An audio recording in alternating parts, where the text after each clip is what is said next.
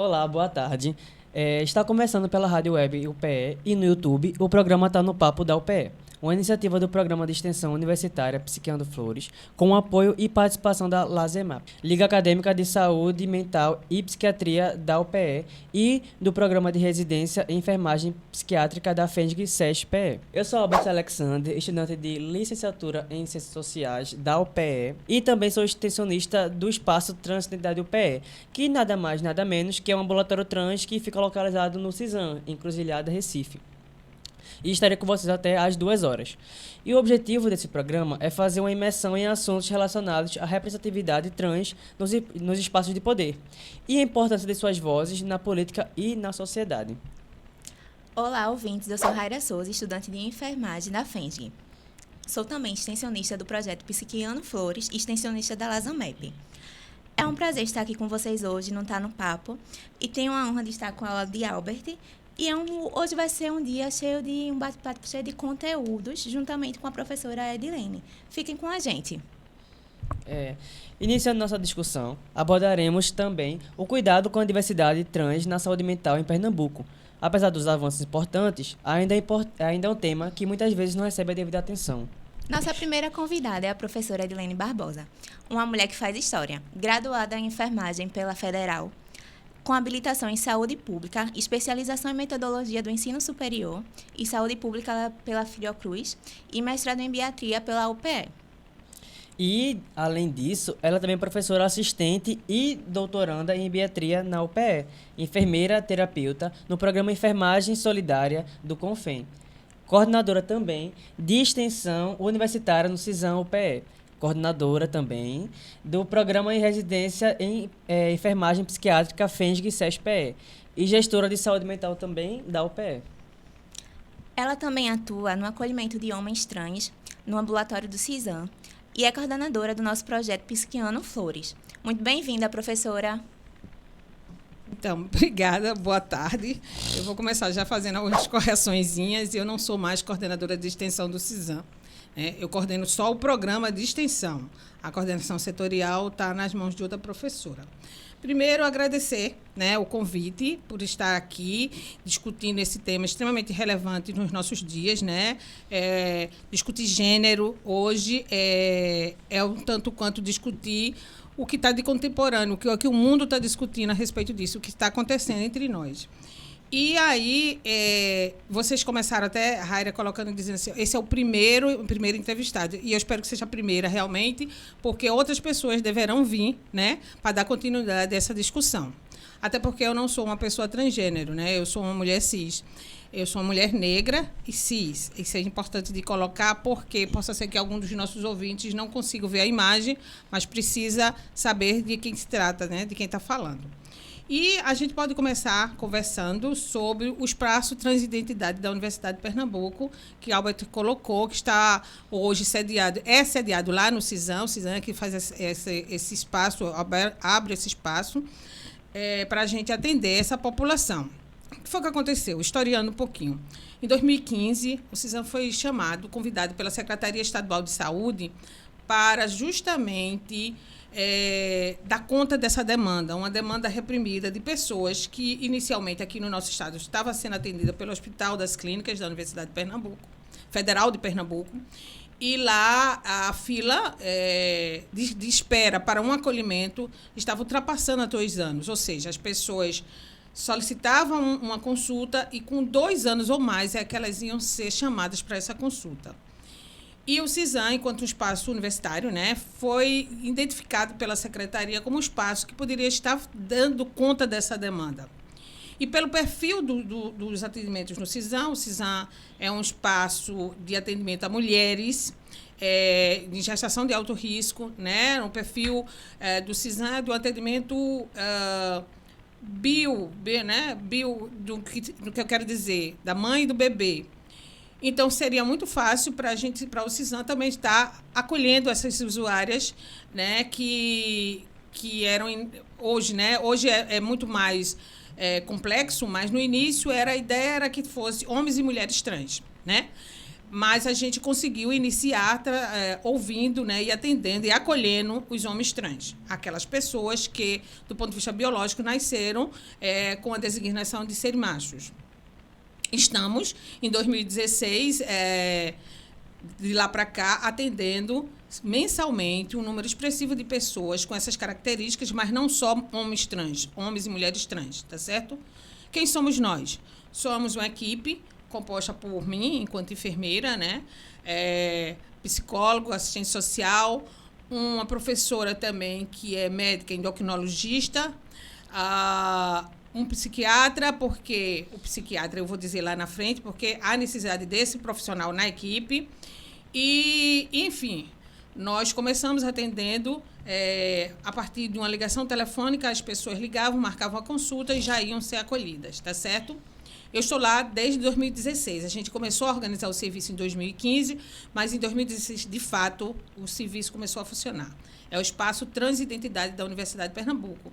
Alguns chamam de ambulatório trans para facilitar. Uhum. E aí, como a gente começou? A gente começou coordenando cursos, capacitações e treinamentos para todos os profissionais. Todos. Do porteiro até o gestor. Todos deveriam ser preparados para lidar com essas pessoas que estariam chegando no serviço, que precisavam ser acolhidas pelo serviço, que precisavam de um direcionamento lá dentro, né?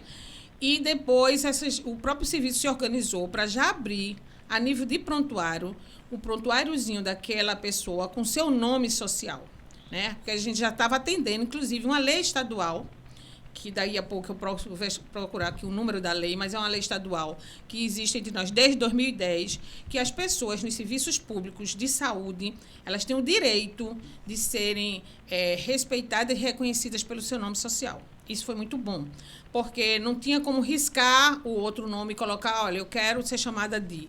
Era já no cadastro, a pessoa já se cadastrava com esse nome social, tá certo? Em seguida, né, nós continuamos capacitando as pessoas de todos os plantões da maternidade, do ambulatório, como eu falei, do porteiro até o gestor, para que se fizesse essa sensibilização, se fossem sensíveis para acolher as pessoas de forma não estigmativa, de forma de não causar nenhum constrangimento, né? Em todos os setores, não só no ambulatório trans, mas se precisava da odontologia, se precisasse ir lá fazer um exame no laboratório, essas pessoas todas foram capacitadas. Então, foi assim que nós começamos.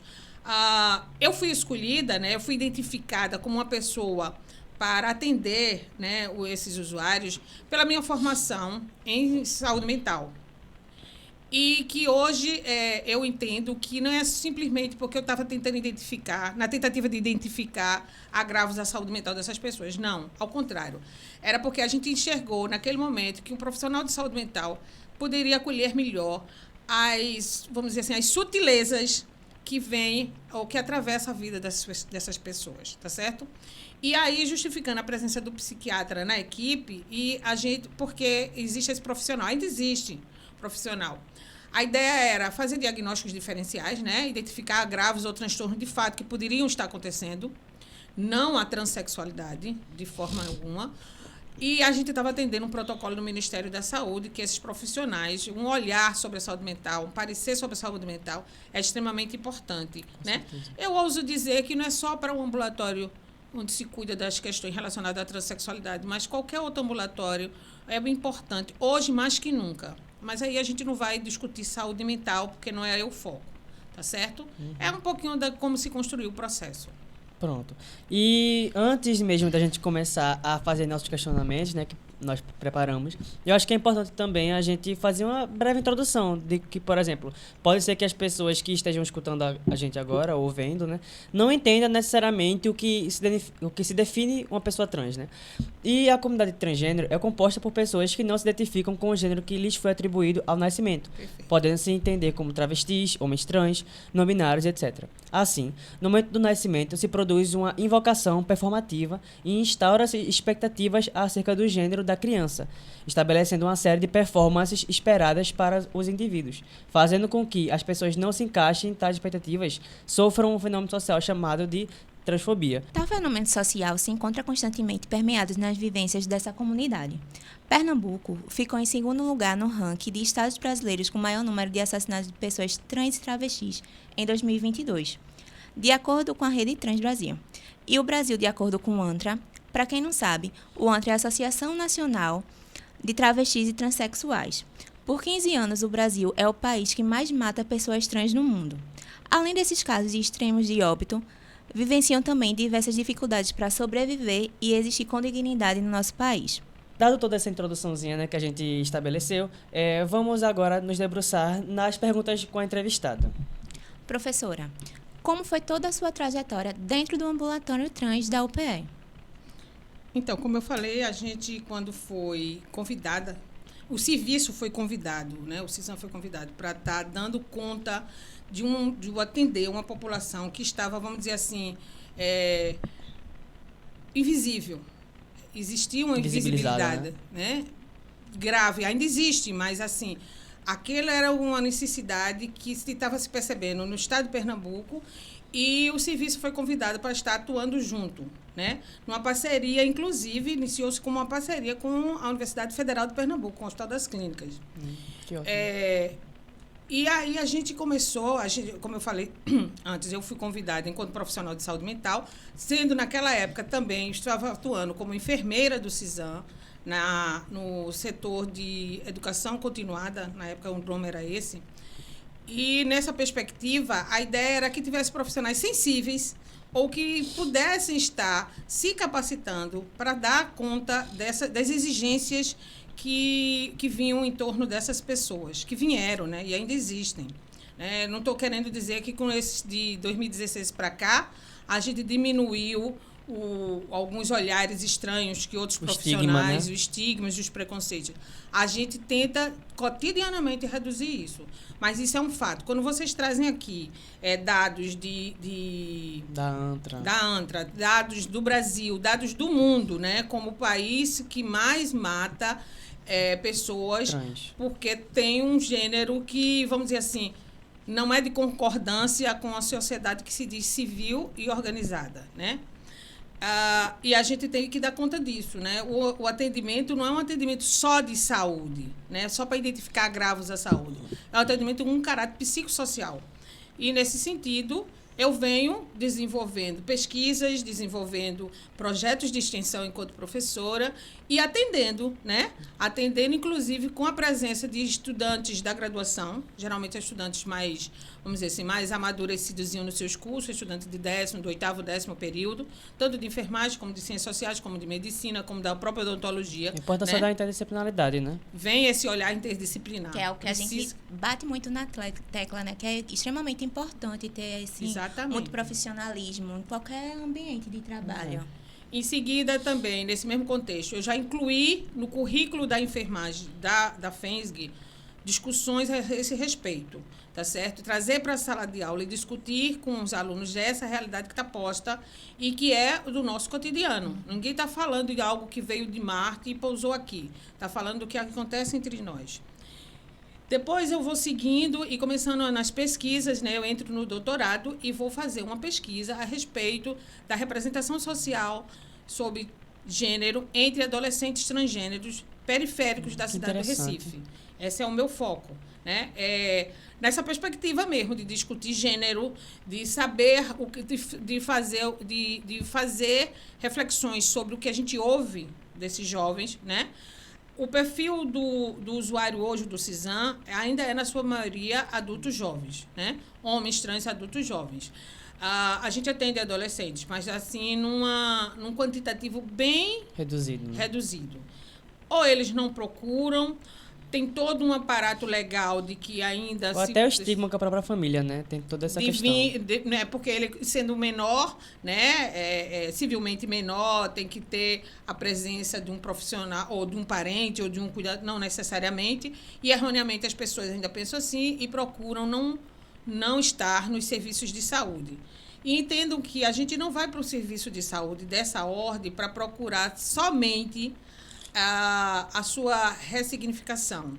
a gente vai à procura, eles vão à procura de ajuda, eles vão à procura dessa clareza que eles precisam ter nas suas vidas, né?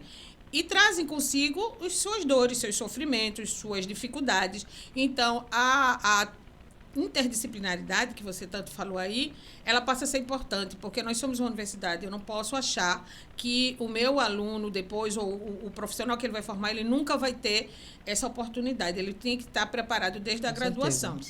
Atendo também junto com residentes, né, da área de saúde, da enfermagem, residentes da psiquiatria, residentes da obstetrícia, residentes da ginecologia, tá certo? O nosso organização, basicamente, no momento que o indivíduo chega, hoje, ele faz um contato com o serviço via e-mail. No finalzinho, eu vou dar um contato de e-mail para ser divulgado, né? E ele já vem com a consulta agendada. No dia que ele chega, com a consulta de enfermagem, com a consulta do serviço social e com a consulta do serviço de psicologia. E dali por diante, ele trilha um caminho interno entre profissionais da endocrinologia, da odontologia, exames laboratoriais, acesso à medicação, se eles precisarem ou se estiverem confortáveis para tomar. E aí a ideia é de cuidar, né? E de uma escuta singular, uma escuta terapêutica, uma escuta sem nenhuma perspectiva de traçar diagnóstico, né? Eu acho interessante que, inclusive, nessa pesquisa que eu estou fazendo, a gente traz muitas reflexões com relação aos escritos de Judith Butler. Leiam, é muito interessante. E ela traz essa discussão, não só ela, como outros autores, de que, assim, comumente as pessoas vão para o serviço de saúde na tentativa de traçar-se um diagnóstico para elas. E nessa perspectiva, nesse espaço, não há intenção de traçar diagnóstico para ninguém. Há intenção de cuidar, né?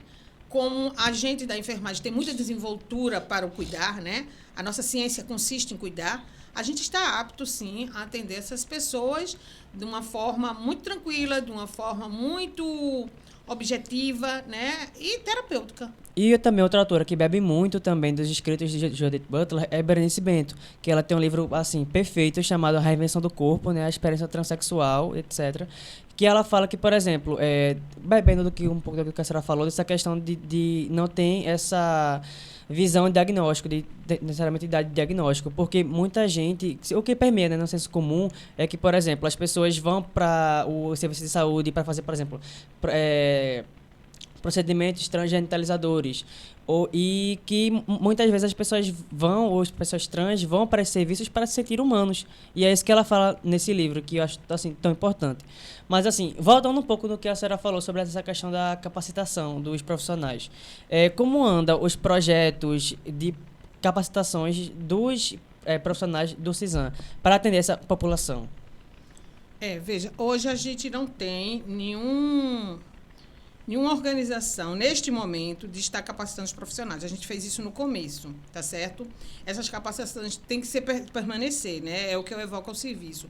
Eu hoje não sou mais enfermeira do CISAM, eu estou lá somente como professora da universidade. O CISAM, para também as pessoas que não sabem, compõe o quadro do Complexo Hospitalar da Universidade de Pernambuco.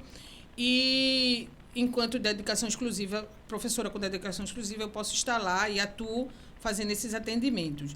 Então, assim, é preciso, de fato, que essas demandas de capacitar, de reciclar os profissionais que já estão nos serviços de saúde, elas venham acontecer sistematicamente. Por quê? Porque todo dia se renova um quadro de funcionários. Todo dia se descobre, a ciência traz novas informações e novas descobertas que precisam ser socializadas. É a educação continuada ou permanente, como queiram chamar, que tem que continuar a existir. Não só no CISAM, como em todos os serviços de saúde. Hoje, a gente já consegue aqui, enquanto espaço acadêmico, já está introduzindo esses temas na graduação, sim, para os alunos da graduação. Isso importantíssimo. Não é porque já sai sabendo, tendo conhecimento a respeito dessas e tantas outras informações. A academia é um espaço de conhecimento e, assim, o tempo todo isso evolui, é uma dinâmica intensa. Então, não pode deixar de existir em cursos nenhum, certo? Eu estou dizendo da área de saúde, porque eu sou profissional da área de saúde, mas eu acho que em cursos nenhum, da área de humanas, da área de exatas, que não tragam demandas sociais a ser discutidas com os seus pares, a ser preparados ou internalizados no currículo dos cursos, para que esses profissionais estejam cientes do que está lá fora, do que acontece, inclusive, aqui dentro. Né? A ideia, inclusive, hoje, é que a gente tenha nos nossos currículos, né, não tanto aprofundado, como talvez eu precisasse de uma aula para o profissional de saúde, mas eu tenho que dar uma para o profissional das ciências sociais, para o profissional do direito, das ciências exatas, informações importantes sobre a complexidade que é discutir gênero. Né? É uma complexidade, mas que está posta, é o que está entre nós. Não tem como não discutir gênero, tá certo? Eu acho que a senhora, pegando o que a senhora estava falando, uma opinião minha, pessoal, eu acho que não deveria ser uma educação, uma aula apenas na graduação, na formação. Eu acho que deveria ser levada para fora também, para as empresas, para as estatais, para as escolas, porque é um assunto que tem que ser extremamente abordado. E tem que ser abordado em todas as camadas da sociedade. Eu acho que não só a gente que está se formando ou perto já de se formar. Eu acho que, assim, cada empresa era para ter um setor que fizesse pelo menos uma vez por mês uma capacitação, uma reunião, um workshop, um acolhimento que, infelizmente, a gente acaba não vendo. E eu acho que também é muito importante também, eu vou até adentrar mais um pouco mais na discussão, que também deveria ter nas escolas, porque hoje em dia tem um discurso, né, que permeia na sociedade de que não pode ter gênero nas escolas, etc. Sendo que, assim, por incrível que pareça, também existem pessoas trans nas escolas. E também é importante que reduza o estigma para que essas pessoas nas escolas consigam viver plenamente. Porque também, assim, se vocês forem ver, analisar, o índice de pessoas que têm, por exemplo, pessoas trans que têm escolaridade alta é muito baixa. Porque as pessoas geralmente são expulsas de casa, geralmente as pessoas desistem até no ensino médio mesmo, por questões do estigma. E essas pessoas do ensino... Eita, calma. Vou voltar. Se empolgou. Foi mal. Eu vou voltar da parte da escola, né? Porque, assim, por incrível que pareça, também existem pessoas trans nas escolas, né? E, assim, o índice de pessoas trans que tem escolaridade alta, que está na graduação como eu estou, é algo, assim, muito, muito baixo. E é muito importante para que essas pessoas não desistam na escola ou recorram à prostituição, que tenha essas discussões na escola e que reduza o estigma na própria escola mesmo. Uma tentativa de diminuir essa vulnerabilidade. Com certeza. Sim, vai acontecer. Tem duas coisas aí que vocês colocaram. Uma delas na verdade, vocês estão propondo um projeto de extensão, né? Que saia dos espaços da universidade e vá ecoar o mundo lá fora. Perfeito, concordo plenamente, né? Não sei quando, mas vai acontecer. Um dia. Né? Um dia. Mas, assim, e inclusive não sou só eu de professora que está atendendo essa população lá no CISAM. Tem muitos outros professores. Tem muita gente interessada e envolvida com essa temática. Né? E uma outra coisa que vocês colocam aí é que um pouco do perfil, né, dessas pessoas. Quando você fala baixa escolaridade. A gente teve um projeto de pesquisa lá no Espaço Trans de 2019, 2018, mais ou menos assim, onde a residente traçou o perfil desses usuários. E, de fato, era isso mesmo. Pessoas que se autodeclaravam pretas e pardas, a maior parte da população estudada. À época, eles não estavam na cidade do Recife, a gente atendia muito mais dos estados circunvizinhos e do interior do estado. Hoje já mudou um pouquinho, porque esses estados e esses municípios aqui da região metropolitana começaram a criar, né? Já criaram espaços de atendimento.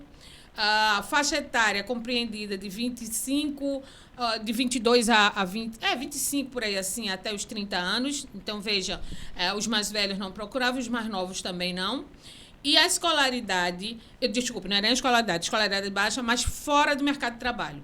Né? Aqueles que tinham um nível melhor de escolaridade não conseguiu entrar no mercado de trabalho, e a maior parte não tinha, eles viviam de subempreguismo. Aí eram rapazes que entregam comida, né? Fast food. Exato. Assim, na minha própria experiência como extensionista lá do CISAM, que assim, praticamente fico lá conversando com os usuários, né, do serviço, assim, a realidade de realmente assim, de bico, da informalidade, de estou trabalhando em tal empresa, mas não sei se eu vou estar lá amanhã ou semana que vem. Jovens adultos que sofrem essa vulnerabilidade Com econômica e social. Sim, sim. Inclusive, eu me lembro bem que desses levantamentos que a Residente fez era a única empresa que aqui em Recife acolhia para a questão de emprego. Esses jovens eram essas empresas de telemarketing, né? Inclusive aqui pertinho, uma empresa grande de telemarketing, que inclusive aceitava o indivíduo nesse seu processo transexualizador e também o acolhia com seu nome social, porque ainda tem um disparate, né? Eu me lembro de algumas situações de constrangimento onde eu tenho que fazer uma declaração de comparecimento para ele entregar e ele disse, olha, não pode botar meu nome social aí, porque lá só me aceitam com o meu nome registro. de registro, né? Porque ainda não tinha feito a transição do nome. Mas já se sentia pertencente àquele nome. Mas na empresa onde trabalha, ou onde trabalhava, eles não tinham essas condições, a condição de estar se autodeclarando com aquele nome que ele se reconhecia, né? Eu sou João, eu quero ser chamado por João, eu quero ser reconhecido como João. Mas chegava na empresa, não, aqui você é Maria e tem que ser tratada como Maria, né? E outra, nessa questão do subempreguismo, também, além do fato de serem entregadores, vender pequenas coisas e não conseguir se manter, né, com esses recursos financeiros que eles tinham que ter. Então, assim, essa é uma realidade muito cruel. E é essa a perspectiva de escuta do ambulatório. O ambulatório não é traduzido como um espaço só para resolver se tem doença ou se não tem doença, porque não tem doença, não relacionada a gênero. As doenças são de caráter muito mais social, né? É o que advém. Essa rejeição social, essa rejeição familiar que vocês evocaram, é o que está posto na vida dessas pessoas, tá certo? Voltando para a minha pesquisa, ouvir adolescentes transgêneros passa a ser primordial para a ebiatria enquanto uma ciência que precisa fazer essa escuta social. É uma escuta social que a gente precisa ter, né? Porque a gente já viu que não é doença. A gente já sabe que não é doença, que a gente não precisa andar atrás de doença. A gente precisa andar atrás de que forma a gente vai minimizar esses danos sociais na vida dessas pessoas, né? Isso porque a gente não está discutindo as questões de ordem jurídica, as questões de morte, as questões das formas torturantes, né? As questões relacionadas a esse sofrimento intenso na vida de pessoas, certo? Certo. Ô, professora, pegando um pouco do gancho do que a senhora está falando do ambulatório. De 2016 para cá, quase 10 anos da criação do ambulatório e tudo. Quais 10 anos foram... ano que vem. Passou rápido, não Passou. foi? Um tempinho de nada. Quais principais mudanças a senhora viu dentro do ambulatório? E algo assim, o que foi significativo para a senhora, particularmente? Certo.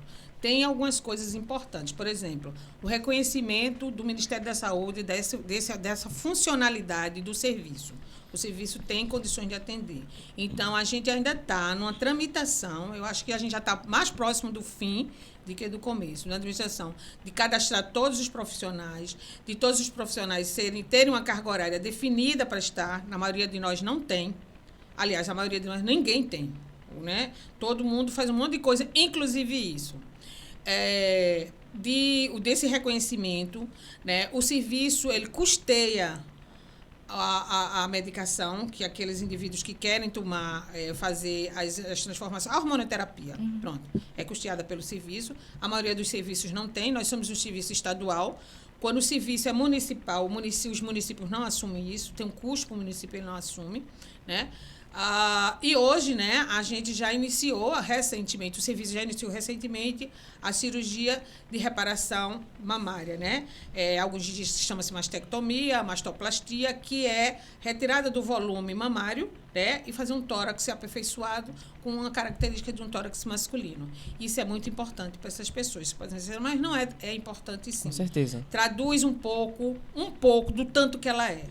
Tá certo? De que essa pessoa significa. E tem também essa questão da passabilidade, né? Que a partir Sim. de que uma pessoa que se identifica como trans e quer fazer a mastectomia, ela quer ter uma passabilidade de que ela pode parecer ser do gênero que ela, entre muitas aspas, almeja ser. E almeja estar... Peraí, calma. Deixa eu voltar. Com um celular. Volto na questão da passabilidade. E tem também a questão da passabilidade, né? Que é uma das coisas que as pessoas trans mais, assim, almejam, que é, por exemplo, com a mastectomia. De, por exemplo, ir à praia, de ir para uma piscina, que aí... E usar uma camiseta regata. Pois é. É a coisa que, assim, principalmente quando eu tô lá no CISAM, assim, um tópico muito recorrente de que, poxa, quando eu tiver aqui a mastectomia, quando acontecer, quando eu conseguir a mastectomia, vai ser assim, eu vou poder finalmente ir pra praia sem me sentir desconfortável. É algo assim, muito notório nas vivências. Exatamente. Professora, seguindo com as perguntas, chegou algumas perguntas pra gente agora no nosso Instagram, que é Rádio Web UPE, tá, gente? Pode mandar as perguntas lá que a gente vai respondendo. Pronto. Então, professora, a senhora já falou mais de alguns desafios que o Transidade do PE enfrenta e tudo mais, mas a senhora consegue pensar mais em algum outro desafio que o espaço está passando, algum impacto positivo desde a fundação do ambulatório, que a senhora ainda não falou, né? Mas que talvez possa ter alguma outra questão. Veja, os usuários comumente fazem uma queixa, tem uma queixa formal de um espaço para esses atendimentos, ser um espaço, eu não vou dizer de exclusividade, mas um espaço onde tenha um banheiro que todos usem, sem necessariamente ser um banheiro masculino ou outro feminino, tá certo? Ser fácil o acesso é super fácil. Chegando na maternidade da Encruzilhada, dizendo onde é que é um ambulatório, todo mundo vai apontar para o outro lado da rua. O acesso para chegar lá. Mas dentro a gente não tem um espaço. Este aqui é um ambulatório para isso, esse aqui é um ambulatório para aquilo. A gente atualmente atende no ambulatório multiclínicas, né? Mas com uma sala para enfermagem, a sala para psicologia é no outro prédio, a sala para o serviço social é lá atrás. Enfim, essa organização de serviço, né, requer um custo, eu sei, mas precisa acontecer. Que é importante, né? Exatamente. Para a gente ter, para eles, inclusive, ter esse espaço de pertencimento. E a gente também, enquanto profissional, sente essa necessidade, tá bom? A gente precisa continuar, mesmo que você disse, olha, a gente já capacitou profissionais, mas a gente precisa continuar capacitando os profissionais, tá certo? A gente precisa fazer essa capacitação extramuros. A gente, há um tempo atrás, fazia capacitações de várias ordens, né? O CISAM, enquanto referência para outros municípios, a gente precisa estar indo para esses municípios, ou esses municípios está chegando até Recife, para a gente estar trabalhando, discutindo com eles, né, trazendo as nossas experiências. A gente já está fazendo uma experiência de quase, eu, pelo menos, que sou uma das mais antigas, né? Somos 2 mais antigos, o resto da equipe já se modificou. Outras pessoas já entraram, outras pessoas já saíram. Mas a gente precisa também falar um pouco dessa nossa experiência, né? Quando vocês começaram dizendo aqui, você é a primeira pessoa. Eu espero ser realmente a primeira pessoa, porque eu acho que precisa fazer a escuta das pessoas transgênero, né? Precisa dar a elas a oportunidade de fala. Colocar realmente nos espaços de poder, né? Para que permita elas mesmas falar sobre elas mesmas. Mas não é só um espaço de um poder para ter um cargo público, é um de empoderamento do que eu sou e de que eu preciso ser escutada. É um pouco disso que essas pessoas devem ter como oportunidade nas suas vidas. Falta coisas, né? Eu estou colocando que eu falo no meu curso a respeito desse tema, mas eu não sei dos demais, né? Eu estou num programa de Stricto Sensu, onde eu trago para o programa a possibilidade de fazer uma pesquisa a esse respeito. Tem pesquisas, né? Na verdade, o programa de Abiatria tem um projeto grande, um projeto guarda-chuva, que é justamente sobre representações sociais e gênero, mas eu trago, não é qualquer gênero, eu trago os transgêneros, tá certo? Que é muito importante. É muito importante. Assim como raça. A gente ainda tem, eu me sinto em débito com esse termo raça-cor, é um débito que eu tenho, né, para com o curso de enfermagem e com as pesquisas que eu faço. Eu faço muito pouca pesquisa e é preciso que a gente traga raça. Quando eu digo isso para vocês, olha, no perfil dos nossos usuários, 70% ou mais deles eram pretos e pardos, e vamos dizer que aquele que se declarava pardo é porque não tem receio de se declarar ou não sabe que é negro. Então, esse é um grande volume. Isso não é só no ambulatório trans, não. Isso é no pré-natal, isso é na maternidade, isso é lá na emergência do HR, isso é na emergência do Oswaldo Cruz, ou no ambulatório tal do Oswaldo Cruz. Essa é a realidade. Então, a gente precisa também trazer sistemas que têm um caráter fortemente social para dentro da academia, para inseri-los na saúde, tá certo? É o que a gente chama de interseccionalidade, né? Essa intersecção de temas na vida das pessoas. Aí envolve gênero, a raça, religião, identidade de gênero, o que mais? Sexualidade. Sexualidade e por aí vai, né? Uhum. Isso é muito importante. Professora, hoje, o Transidentidade UPE, ele conta alguma parceria ou com algum apoio da academia da UPE ou com colaboradores externos, financeiramente falando? Não, que eu tenha conhecimento, não. Compreenda o CISAM como um espaço de ensino. Ele é parte da Universidade de Pernambuco, certo? Ele está dentro do complexo hospitalar da Universidade de Pernambuco. CISAM, UOC e Procap. Tudo que envolve o que acontece no CISAM é norteado pela academia, tá? Agora, tem as realidades, né? Alguns recursos que o serviço não chega, né? Umas demandas muito grandes, eu não estou dirando por mérito nenhum a importância de um pré-natal qualificado, a importância de um parto adequado, não. Mas a gente, vejam, o serviço cresceu e, sendo assim, ele não pode, recursos para essa demanda não podem ser negados. Precisa existir esses recursos, né? Precisa a presença de vários professores? Precisa, claro, em todas as áreas. De todas as áreas, né? A gente tem, por sorte, as ciências sociais, mas a gente, na maioria das vezes, não tinha outros cursos que não fossem da saúde lá dentro. Porque realmente, como a senhora falou, né, a questão da interseccionalidade, né, tanto de marcadores sociais da diferença, mas também de áreas, né? Não seria apenas o suporte financeiro, né, professora? É isso que a senhora está querendo falar. É preciso esse olhar mais abrangente, tá certo? E de novo, né, é um tema que não perpassa exclusivamente por uma área única do conhecimento. É por todas as áreas. Pois é. Tá certo? Eu, enquanto profissional de saúde mental, eu digo que a saúde mental perpassa também por todas as áreas, certo? Por todas. Não adianta achar que o cara lá da engenharia não deve se preocupar, porque precisa, né? Vejam, nós precisamos entender que nós somos seres humanos e, nesse contexto, tudo que envolve humanidade é de interesse nosso. Deve ser, pelo menos, né? Mas, professora, diz pra gente, quais são as suas expectativas e planos para o futuro do espaço, né?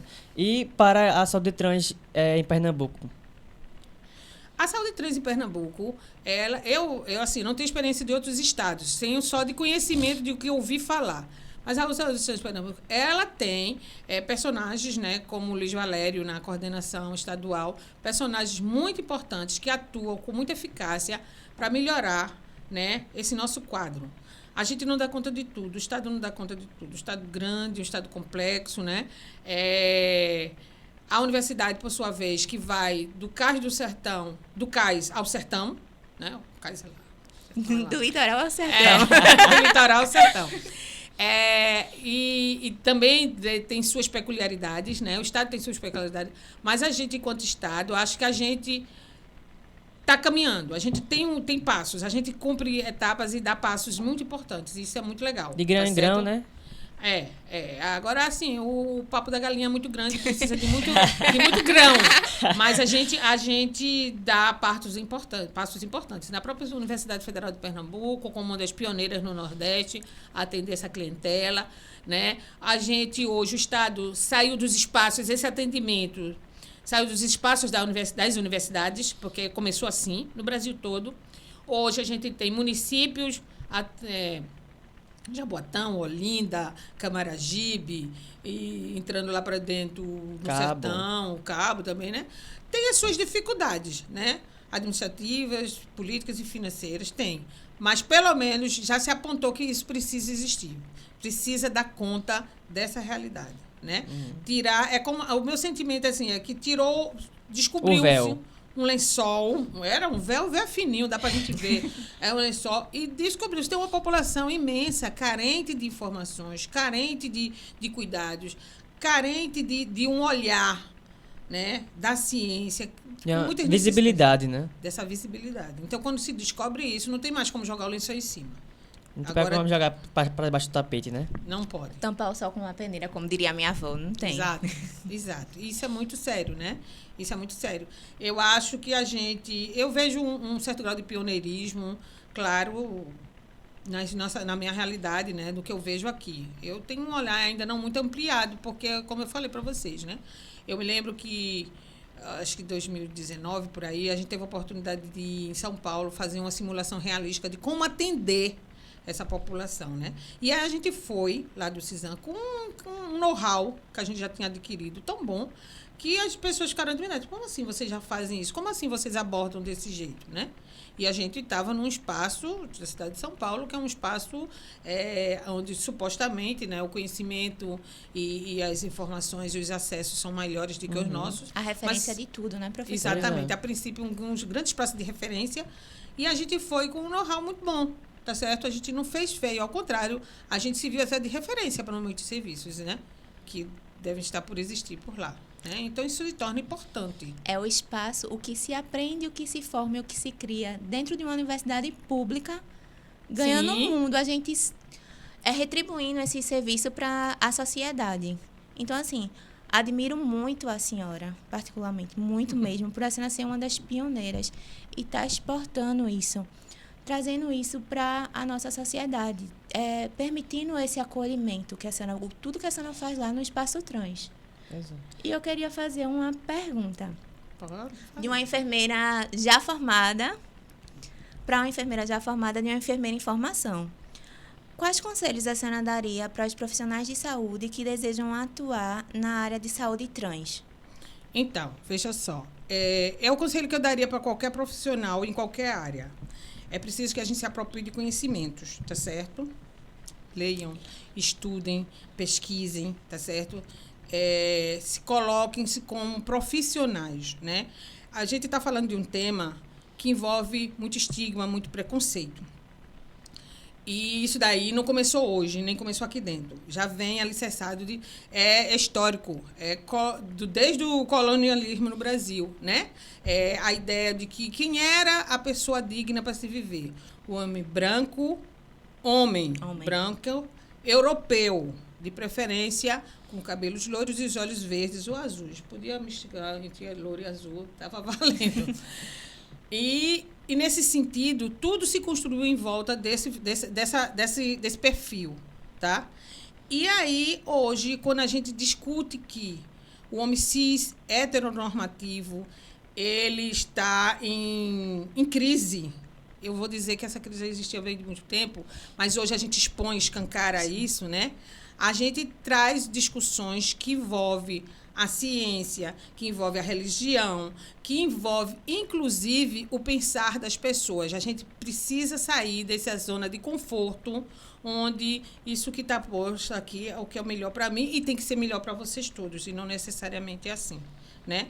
Então, assim, quando a gente vem para discutir gênero, Butler fala disso, o Preciado fala disso, né? A gente vem como um suposto olhar de que isso está ameaçando pessoas, isso ameaça pessoas, isso ameaça uma estrutura organizacional, política deste país. Tanto que a própria Judith Butler, quando veio ao Brasil, teve protestos contra ela. Que ela, inclusive, lançou um livro recentemente, que é Quem Tem Medo de Gênero, que ela fala exatamente quem são essas pessoas que estão se sentindo ameaçadas com a existência da discussão de gênero, né? Exatamente, né? Você estava falando isso e eu estava lembrando do Plano Nacional de Educação de 2014, que tirou da discussão do que estava se propondo em 2014, do governo Dilma, a discutir gênero nas escolas, porque parecia ser uma ameaça, como se a gente fosse falar... O bicho-papão. Se a gente for falar de gênero na escola, todos os meninos e meninas vão virar homossexuais. Em verdade, né? Haja vista, ninguém vira, né? Ninguém vira nada. As pessoas são. Acho que as pessoas são. E aí a gente traz essa discussão. Agora, o que é que você pode pensar enquanto alguém jovem que está se formando, enfermeira, enfim. A gente precisa que, às vezes, a enfermagem, aí a gente evoca a enfermagem enquanto categoria mesmo, se prepare para as grandes mudanças, estudem sim, né? Ousem, né? Eu fui também muito estigmatizada por estar logo no... Agora, não perpassa mais na minha vida se preocupar com estigmas nem com preconceitos, né? Basta a cor da minha pele, enfim. Basta ser enfermeira, basta ser nordestina, basta ser professora. As interseccionalidades são incríveis na minha vida. ser mulher, né? Num lugar onde se mata uma mulher todo dia. Se brincar, a gente está aqui, tem algum homem matando uma mulher por aí. Ser mulher já é uma afronta à sociedade. Já é um risco muito grande de viver aqui. E aí, quando a gente traz esses temas, claro que você vai de encontro ao que está organizado, ao que está posto, ao que seus colegas de área, né? Eu fui muito criticada, não põe esse tema, para que isso? Né? Não vamos falar sobre isso. Ou então, eu me lembro de uma vez, uma jovem enfermeira, também reformada, disse, olha, você sabia que vocês todinho aí, fez assim, que estão atendendo esse pessoal todinho aí, vocês vão para as profundezas do inferno. Aí eu disse, não, e quando é que fica? Para a gente pegar um ônibus, é o quê? A gente o tem metrô, que ironizar, né? Porque a pessoa disse, vocês vão ser... Foi justamente quando se estava o auge da discussão de um aborto que aconteceu e que o CISAM, de novo, foi protagonista, né, para fazer a intervenção numa menina de 9 anos que precisava realmente de uma intervenção séria na sua saúde física e na sua saúde até política. Político na frente do CISAM, né? Querendo que não aconteça. Eu tenho essa memória viva até hoje. Eu lembro que estava na escola esse dia. Exatamente, né? Então, reboliu, mexeu, a religião se sente ameaçada, várias pessoas se sentem ameaçadas, né? E aí, quando você diz assim, como é que faz uma jovem enfermeira? Ouse pesquisar temas, ouse estudar demandas que vocês acham e que tem a ver com o que você acredita na vida, tá certo? É preciso ter essa performancicidade, né? Criar essa performance de ser, do enfermeiro ser alguém que pesquise e que leve com seriedade a sua atividade profissional. Professora, o papo tá tão gostoso, tá tão interessante que a gente nem viu o tempo passar aqui, a gente já tá no limitezinho. Gente, a gente vai passar algumas coisas para vocês e uma delas é a nossa agenda, em relação aos próximos eventos que vão acontecer. Agora, em setembro, dia 16 e 19, de 16 a 19 de setembro, vai ocorrer no Centro de Convenções o 26º CBC ENF.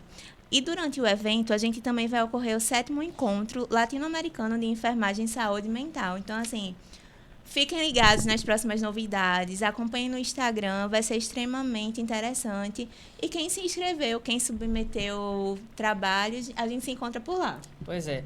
A senhora, professora Edilene, tem mais alguma coisa a acrescentar? Talvez algum contato, por exemplo, o contato do CISAM, para que as pessoas interessadas possam entrar na lista de espera? Contato do CISAM para as pessoas que se interessem, conhecer o serviço, ou queiram saber, ou queiram frequentar, né, usufruir das coisas, é trans.cisam@pe.br, certo? É facinho de identificar.